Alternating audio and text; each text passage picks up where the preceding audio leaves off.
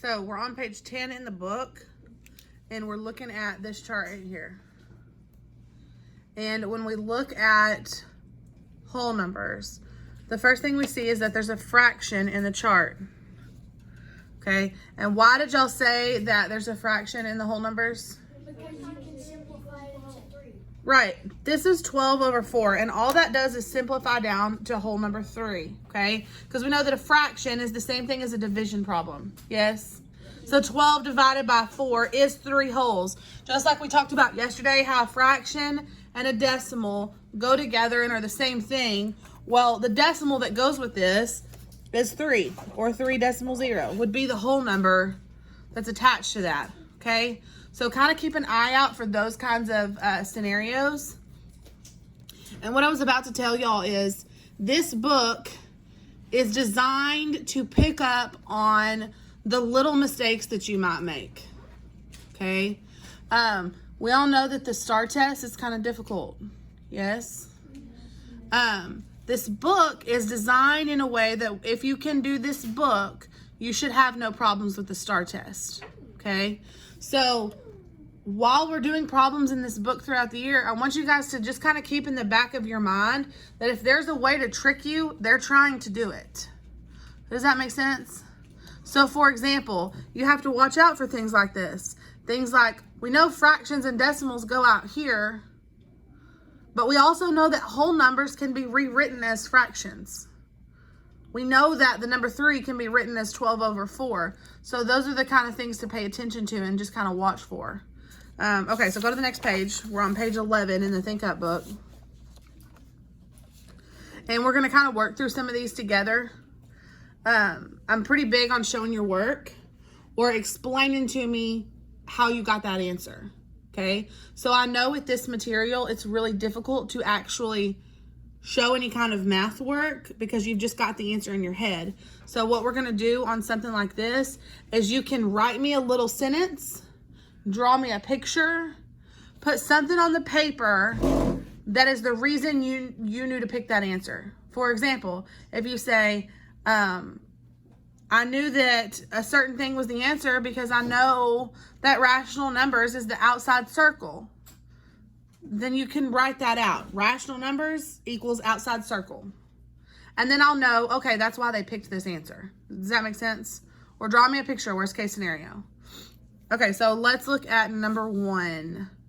Number 1 says, which diagram correctly displays the relationship between the sets of numbers? And I want you guys to tell me what y'all think is the answer. Go ahead. B, very good. Is that what everybody got? Yeah. Okay, and all we're looking at here is just the labels on here. We know that whole numbers is that inside circle. Well, already we can mark off everything but B. We can mark off everything but B. So you're going to have to put something on here that tells me why that's the answer. So the easiest thing to do would be whole numbers are in the middle. Or you could draw me a picture and show me that you know how to label them. Anything that you can jot down really fast to just kind of explain it to me. Yes, sir. I did like the arrows going in and out. Perfect. Just put something on the paper that I can kind of count as, okay, yeah, they were trying to explain to me why they knew that, okay? The reason for this is if you guys pick a wrong answer, I need to know what's going on. If you picked A, but you still put whole numbers equal the middle, I'll know you just made a mistake, but that you know what you're doing, right? If you picked A and you put integers are the middle circle, then I'll know that I need to get with you because I need to reteach you something. Make sense? Okay, number 2. Which of the following is always true? So let's take these one at a time and kind of look at them and figure out which one it's going to be. My phone is shaky.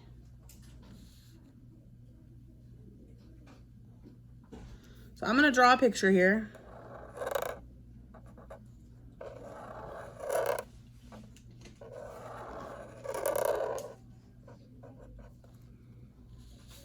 And we're going to look at these step by step.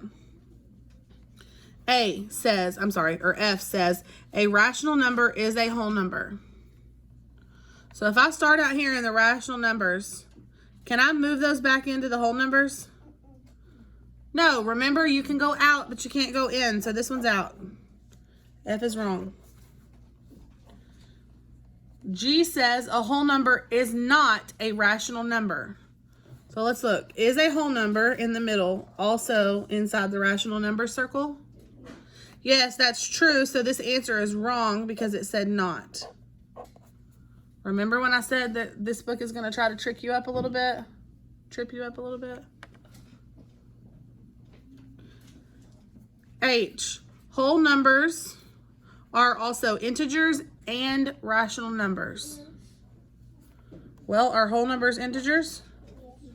Are whole numbers rational numbers? Yes, because you can move into the outer layers. So H is true, and it's probably our answer. A rational number is an integer. Well, no, because you can't move inside like that. So H has to be our answer. And if you had something like this on your paper, I would be like, oh, perfect. Look, they walked themselves through it.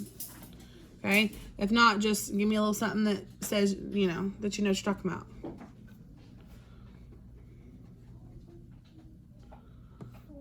Instead of making a circle thing, you could say the whole numbers can go out, but the integers and... But the integers and the rational numbers cannot move in. Yes, that would work. That would be a good justification. Okie dokie. Number three says, which best describes the classification for the following number set? So we're talking about a set of numbers, yes? Did they say we're talking about a set of numbers? So circle where they're talking about the set. If we're talking about the set, that means every single number is put together. So consider it like you can't break them apart. You can't put them in separate layers. They have to stay together because we're talking about that set. Okay? So if we're looking at the number set, look at these numbers. What is every single one of these numbers? What kind of number? Whole numbers. Now, if you looked at your answer choices and your answer choices were just whole numbers, integers, and rational numbers, you would pick whole numbers. But I want you to look. Can whole numbers fall into any other category? Yes. What other category do whole numbers fall into? They are also inside the integers bubble, and they're also inside the rational numbers bubble. Well, is there an answer choice that lists all three? Yes, which one? D. If there wasn't an answer choice that listed all three, I would say just pick whole numbers. But for this instance, it's asking which one best describes it. Well, I'm saying D because technically those numbers can go in every bubble, all of them. Does that make sense? Okay. Y'all are wanting to get through this so y'all can get your homework done, aren't you? Number 4. Given the set of numbers, there we go with the set again, which are classified as integers. Oh, sorry, got it too high for you. Given this set of numbers, which are classified as integers. Okay, so let's look at this set of number. Which of these is integers? Is there, if we're talking about our bubble here, if we've got whole numbers, integers, and rational numbers, where does 10 go? Whole. What about -5/4? Perfect, because it's a fraction. 1.25 and -2. Integers. So I've got -2 in the integers bubble. So when I'm looking for my integers answer choices, why is there not an answer choice that only says -2? Because why, Carson? A whole number is still an integer, yes? So does that mean 10 is also an integer? Yes. So what's our answer choice? G. Now, I want you to look at one other thing here. Who can tell me which of these answer choices is supposed to be a trick and why?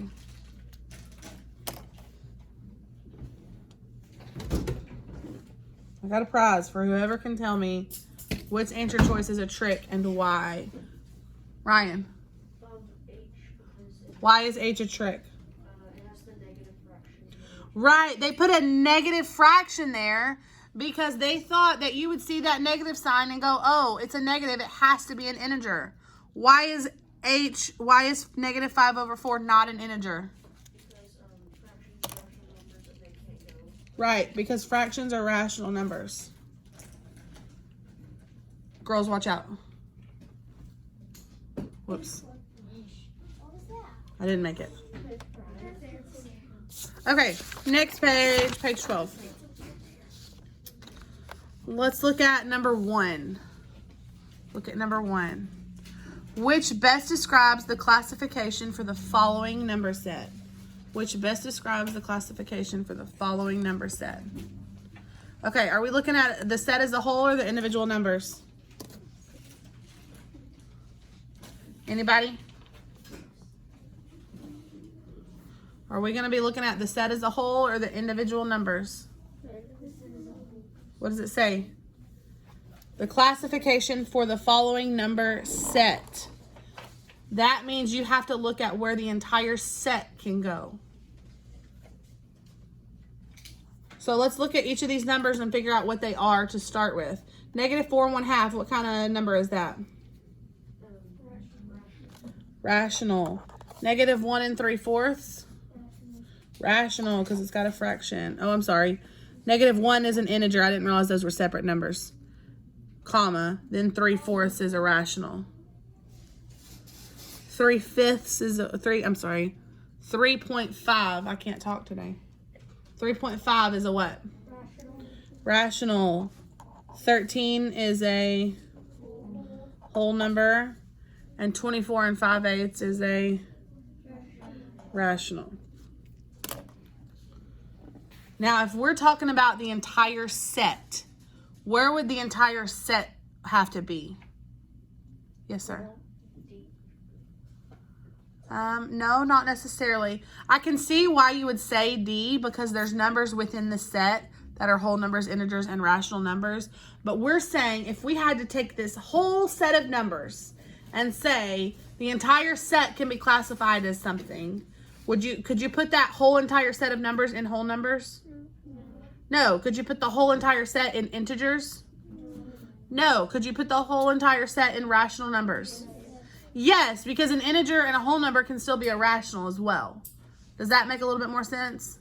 So if we're talking about the classification of the total set, then we're saying it has to be a rational because there's some rational numbers in there. So it's only going to be 1 on this one. And that's why I'm kind of doing some of these trickier ones with you to kind of make sure you don't get confused.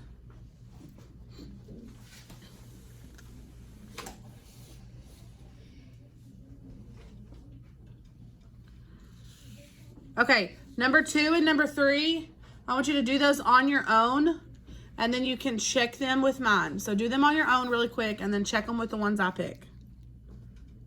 They should be pretty easy for you guys.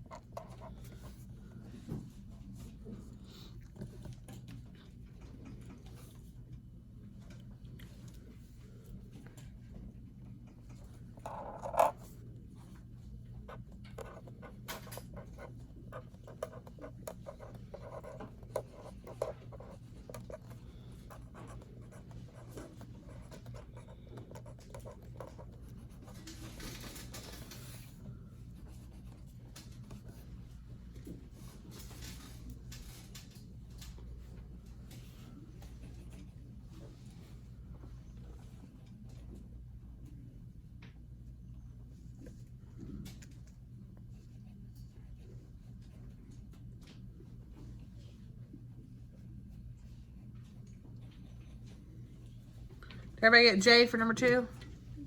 Good.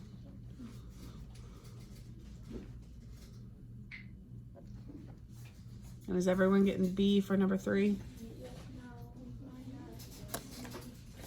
You got what? I got C. Why could... Okay, so yes, it could be a rational number, but is that the best spot for it? No, the best spot is an integer because there's no fraction and no decimal.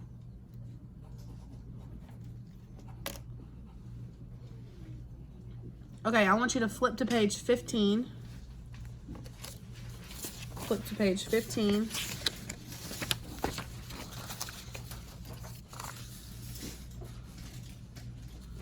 And I want you to circle these numbers.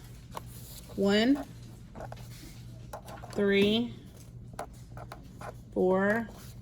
I want you to go to the back and circle 5 and 7. That's 5 problems for homework. That's not very many. Okay, I'm having you mark out some of the trickier ones because I don't think it's fair to ask you those kinds of questions. So I'm not going to grade you on those. On number 1, I want you guys to remember that we're looking for something where whole numbers kind of go into integers and then integers kind of go into rational numbers. And that should help you with number 1. On number 3, I want you guys to look at where it says, can each number only? So that means the numbers, each individual number could not be anything else other than a rational. Does that make sense?